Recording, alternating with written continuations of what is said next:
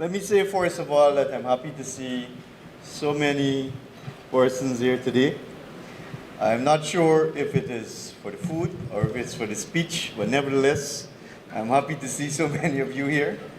I hope it's mostly the speech and not the food. As I look around, I see a number of persons who would have contributed significantly to the development of the private sector, the private entities, and our country as a whole. But I wish to recognize a few persons, of course, President of GMSA, my good friend, Mr. Rafi Khan, and executive members of GMSA.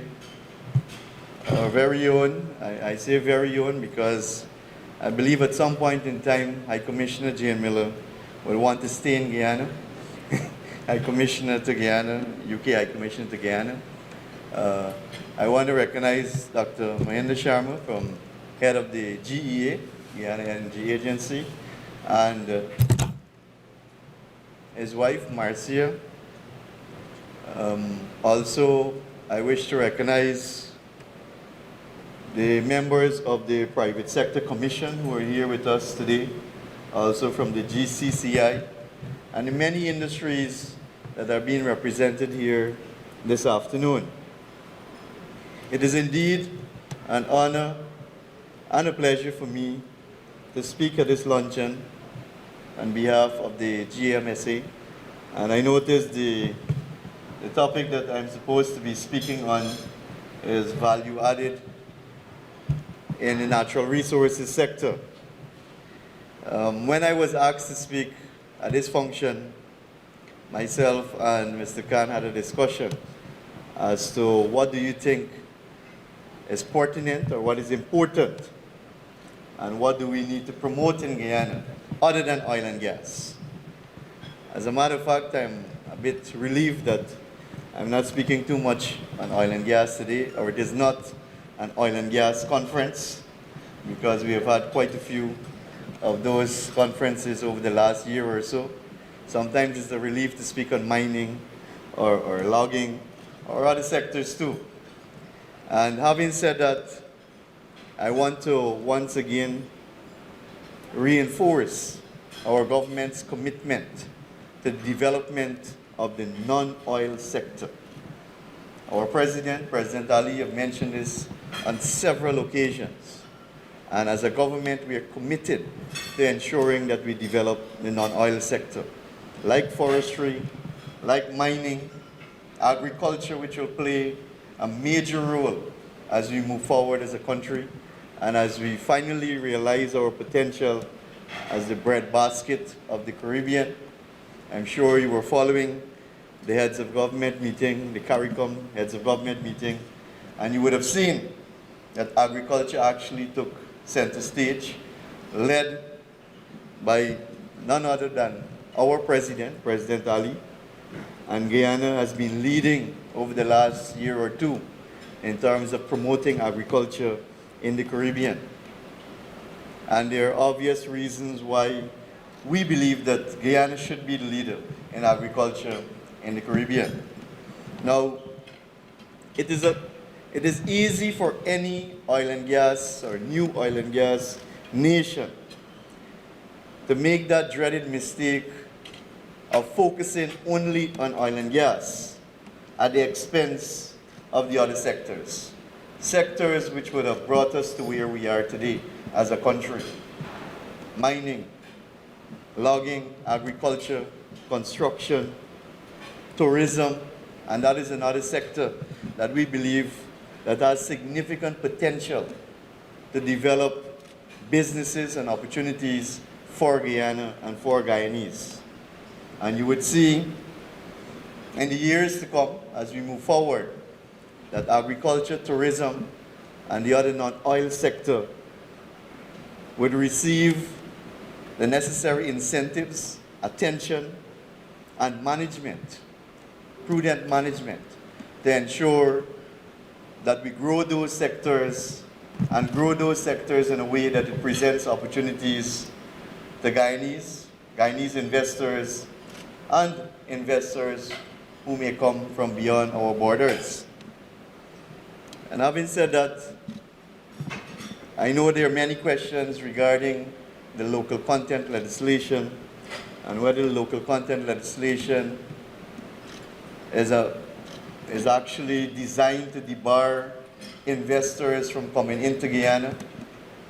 But I want to say clearly that the local content legislation in no way was established to be a hindrance to foreign investment coming into Guyana. As a matter of fact, we have stated that Guyana is open for business, that we need investments and we need investors to come to Guyana. But at the same time, when investments and investors are coming to Guyana, we want opportunities to be presented to our local businesses and to our local workforce at the same time too.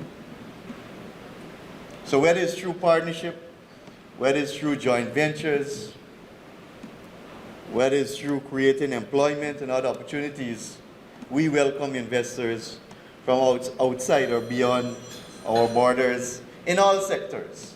In all sectors, and not only the oil and gas sector. Of course, the oil and gas sector is very lucrative and new to us. So we have seen tremendous investments coming into our country in the oil and gas sector. And we have seen too our local private sector, and they must be commended. Our local private sector must be commended because they too have been investing heavily in the oil and gas sector. They too have been partnering and forming joint venture with international oil and gas companies. And this is something that we would have advocated for because we know there are many challenges that we have in our country. Some were mentioned by Mr. Khan. We know one of the biggest challenges we have to business and investment in Guyana is access to capital. And we know that the oil and gas sector is capital intensive, heavily capital intensive. And for our local private sector to be involved and to be competitive, it means that they will have to come together. And we have already started to see that. One example is the NRG, that is the new port that we built on the western side of the Demerara River. That is 3 local companies coming together. And I must say 3 young men, young entrepreneurs coming together to form a joint venture to develop that facility there. And we need many more like that. We need many more like that.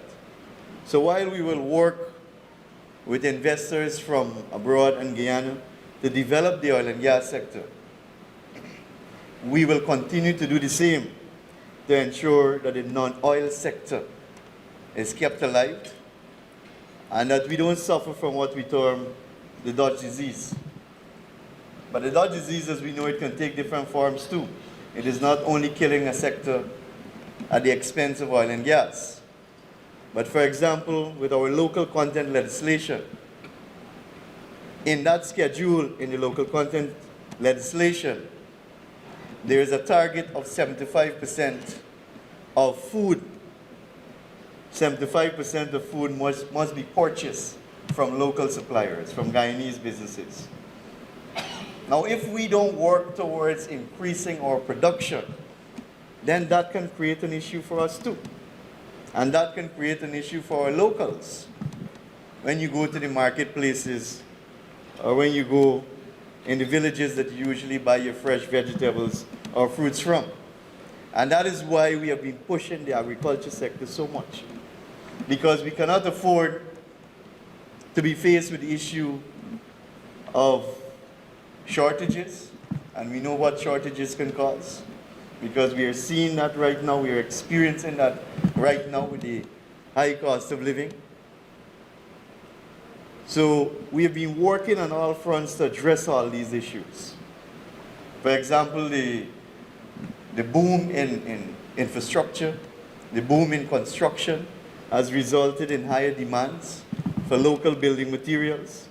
So it requires us to be working, the GGMC and the GFC, to be working overtime to ensure that we don't have shortages in materials, which obviously will carry up costs.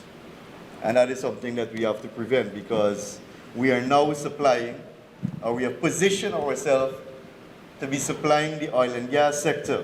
But at the same time, supplies must go towards the other sectors too. So that is where our production must increase. And that is where the opportunities exist, mostly for local investments. You would have noticed over the last year and a half, we probably issue over 10, I think 12 new quarry licenses. Because when we took over government in August 2020, we were producing 600,000 tons of aggregate stones, while the demand in the local market was 850,000 tons. So it means that in 2020, 2019, 2018, we were importing over 200,000 tons of aggregate or stone from Suriname and other countries, importing a material that we have in abundance in Guyana, or we have large deposits in Guyana. So we sought to address that by ensuring that we issue license to people who are companies who have the resources and the skill set as well to invest. Because what we have seen over the years in Guyana, and especially when I took over the Ministry of Natural Resources, we have seen mining lands being awarded to thousands of Guyanese, but yet we don't see them working those lands. We have seen forestry concession given to hundreds of Guyanese, but yet we don't see them working the land. And that is something that we must address, whether it's access to capital, whether it's the skill set needed, whether it's the resources, shortage of skilled workers. We have to address those issues. And only a few moments ago, I was having a discussion with Mr. Khan, and I was telling him that for the first time, I think, we had a meeting with the goldsmith and the jewelers in this country. I think the first time, Mr. Denison will help me, maybe in about 10, 15 years, we didn't have that meeting. But we held that meeting, myself and Minister Onij Walron had that meeting a few weeks back. And what we realized is that if we don't start training young people to get into that sector or that area, it means that we will have a shortage of goldsmiths and jewelers soon in this country.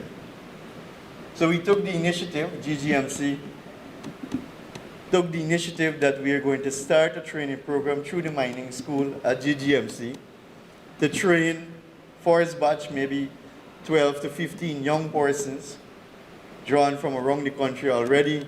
I've asked it to show from a few villages in Region 9 to maybe identify a few persons who are willing to be trained as goldsmith.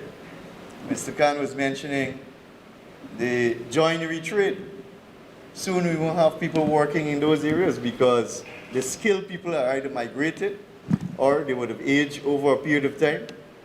And the young people now, I don't think many of them are trained. I don't want to say that they're not willing to get into the sector, but they're not being encouraged as much as they should. And they're not being trained as much as they should to get into the sector. So these are some of the areas that we need to look at. When I say we, I mean the government and private sector. These are areas that we can partner on to ensure that we have the requisite skill set that is needed. Because if we have to improve productivity and output, then we must have a skilled or a trained workforce. And I think that should be one of our main focus as we move forward. Even as we move forward from today's activity, we should look at areas in which we can improve our skill set, areas in which we can do more training. And I was told from the management of the Guyana Forestry Commission, because as you know, we have our major problem in the forestry sector and mining sector as well, is the recovery rate, the rate of recovery. In mining, for example, you know, the common term is that you do a wash down. That's what they say in the back dam, meaning you extract the gold from the mud or from the soil or rocks or whatever the case is. And our rate of recovery is about 30 to 35%. 30 to 35%. That is why when some people ask, why is it that we don't enforce the reclamation reforestation clause in the mining agreement? We can't, because many times you find small miners, they go and work the tailings pond over and over because there's still gold there. Because if you recover 35%, it means that you still have 65% lying in the pond there. That's where our pork knockers and our small miners, that's where they get their gold from. So that has been a big challenge for the mining sector.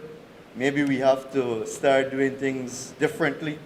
Maybe we have to start using new technology, new methods, but we will have to look at these things in order to move forward as a sector. We are told that out of every tree that we cut down, every tree that is cut from the forest, 80% of it is wasted. 80% of it is wasted. When we bring that log out from Mabura or Northwest or Kukwani or wherever it comes from, and it goes to the sawmill, we only recover about 50% of it. Some sawmills, because they would have modernized and retooled, they recover about 65, 70%, which is good. And that is where training comes in. That is where training comes in, because when you go to a few indigenous villages in our country, you would find that there are a few skilled sawmen, and they will tell you that they can recover 80% from a tree, or a log, sorry. That is because of training. So I think that is an area that the Ministry of Natural Resources, GMSA, GGDMA, I don't see any representative from the Gold and Diamond Miners Association, GCCI, private sector. I think that is an area that we can collaborate and we can work more closely on to conduct workshops, to conduct training, to ensure that there is no shortages of skill in the natural resources sector. Because if we want to move to value added, value added means creating more jobs. Value added will create more jobs. And if we don't have a skilled workforce, then we're in problem to reach value added. To reach value added. And that is one way of keeping the other sectors alive too.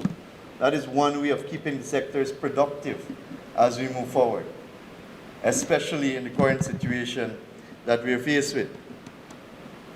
So, to add value to our natural resources, or to add value to local products in general, I think a few of the challenges were mentioned earlier as to why we don't produce more value added as we should have.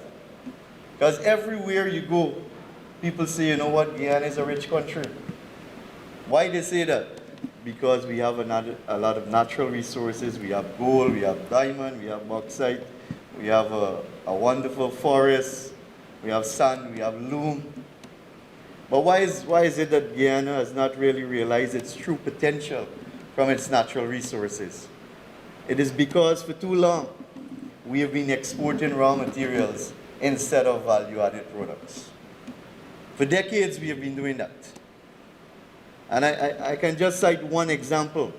I asked a logger, I think I went to, it was Vulcan Timber, Shingles and Timber Work opening ceremony, and I asked a gentleman that was there, what will be the cost to export a log as against exporting lumber or wood products? And you'd be surprised to hear that when you export one log, maybe you get about $500 US. I'm just giving you a figure. If you convert that log to lumber, you'll probably get about $2,000 US. And if you convert that lumber to wood products, you'll probably get about $5,000 US.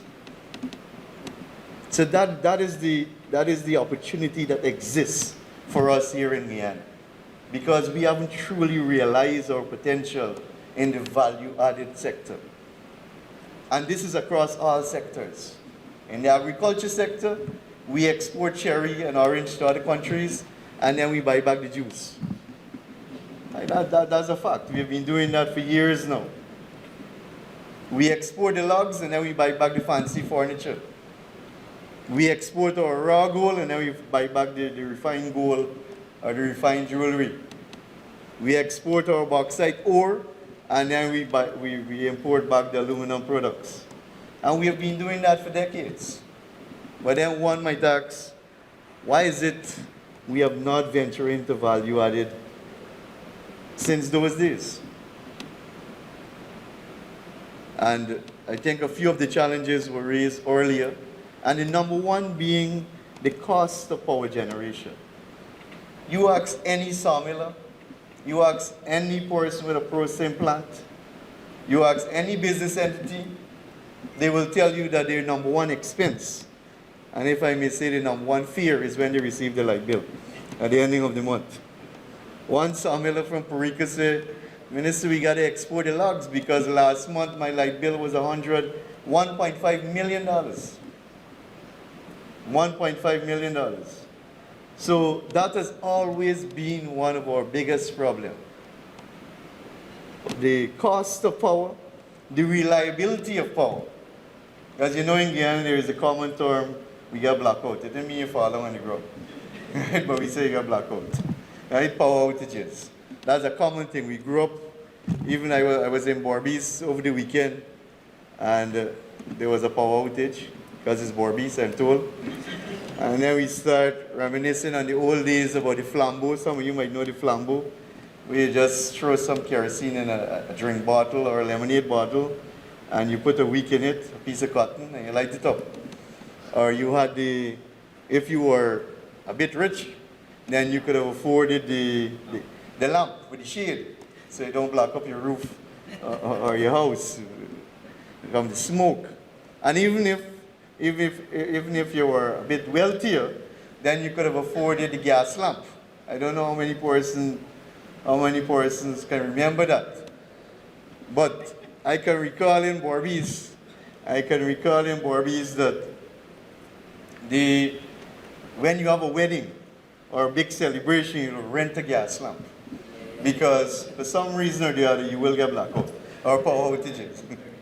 So that has been our biggest challenge to date. The cost of power, the reliability of power.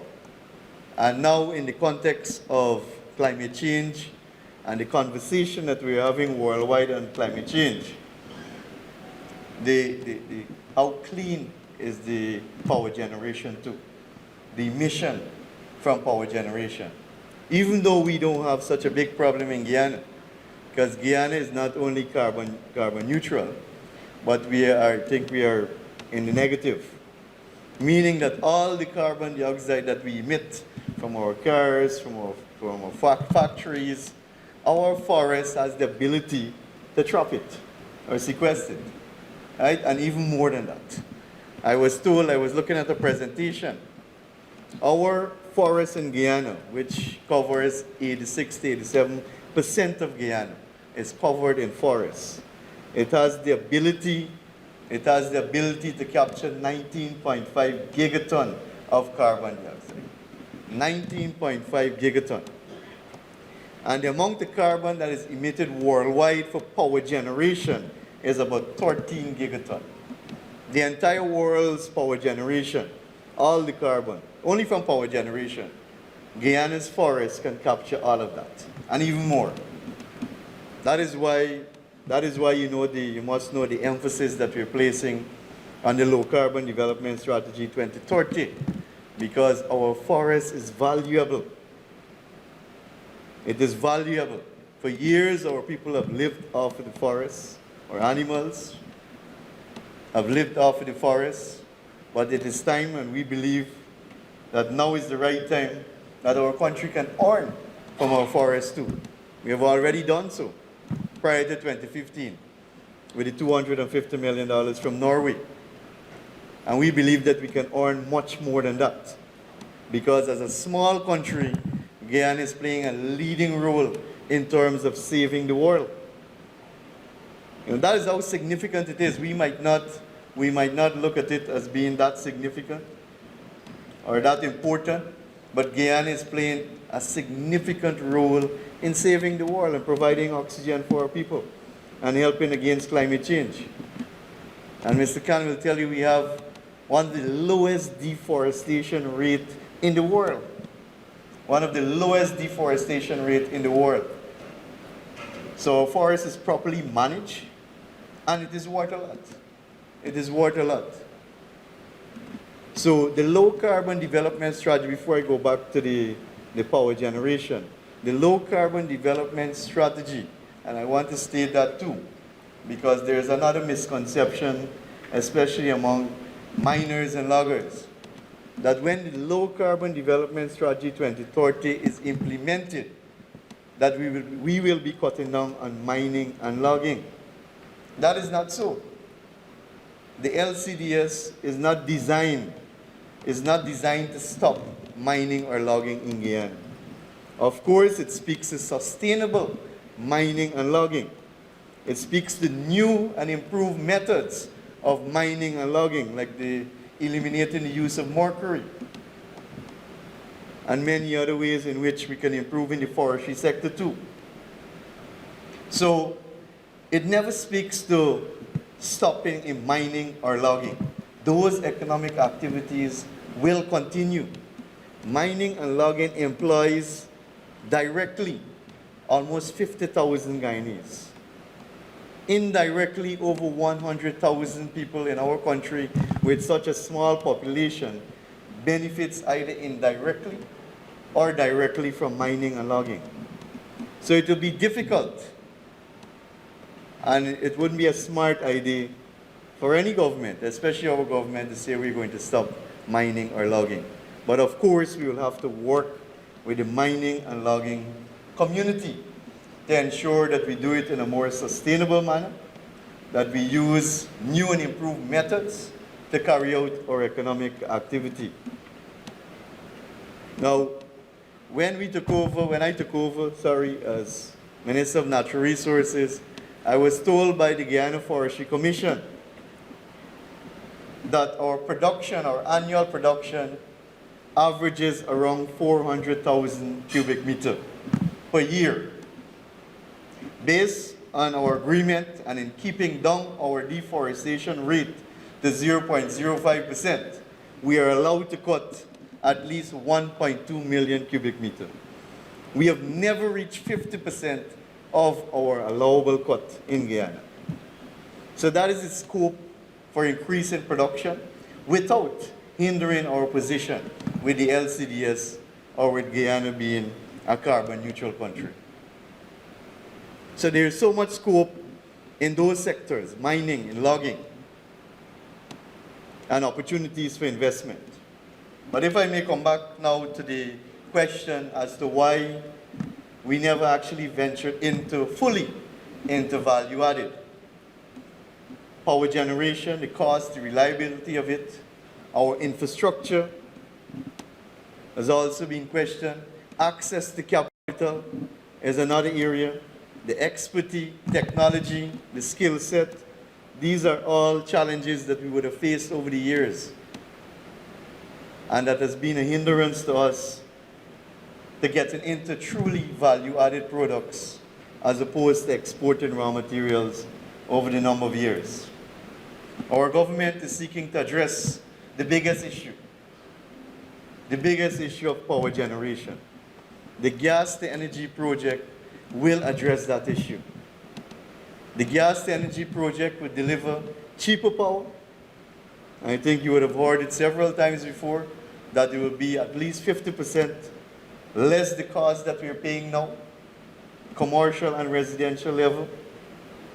It will also be reliable, far more reliable than what we are accustomed to, and it will be cleaner.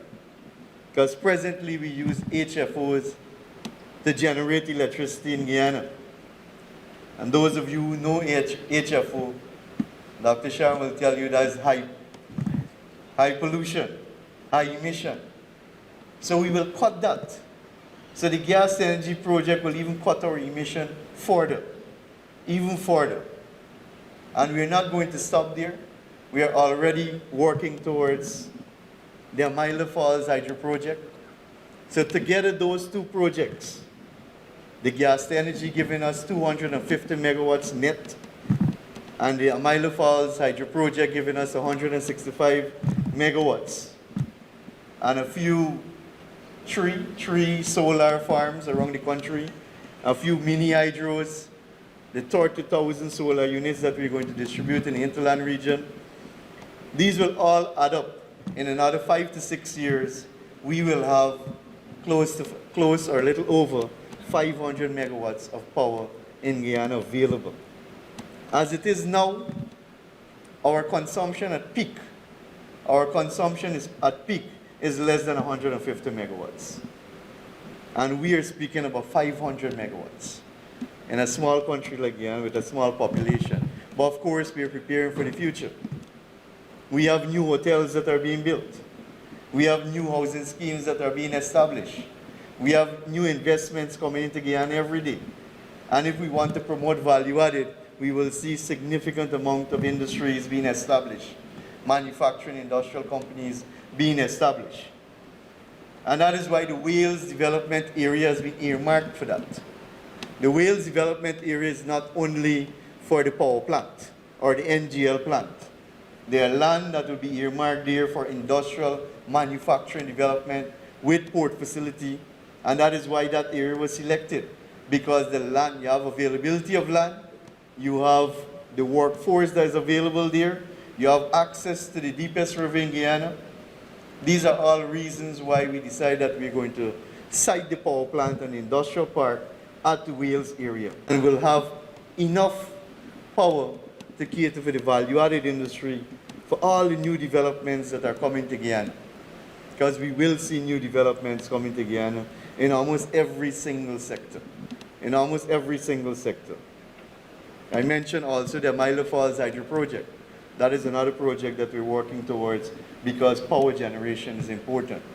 Infrastructure, as you know, our government is placing a lot of emphasis on infrastructure with the new Demerara Harbor Bridge, the new highways, the new roads linking the East Bank, because we know the traffic congestion out here. So we're investing heavily on infrastructure.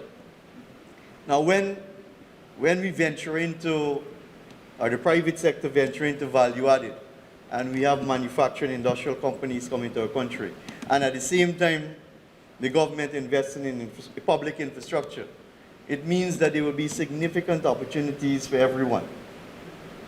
Local investments as well as foreign investments. There will be significant job creation, hence the training that is so necessary. Guyanese will be afforded with cheaper goods and services. We will be able to cut our importation bill significantly. Because Dr. Sham will tell you we spend $150 million on importation of fuel for power generation every single year. It means that we will save that as a country. And that money can be spent elsewhere to develop Guyana and to develop our people.